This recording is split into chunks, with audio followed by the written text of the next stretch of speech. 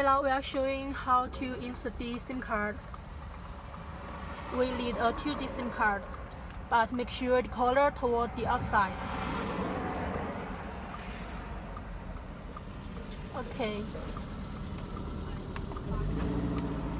Close the cover.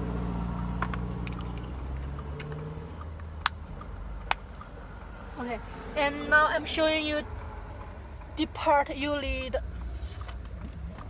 plug the OBD, the pink part. Okay, now we can plug the OBD.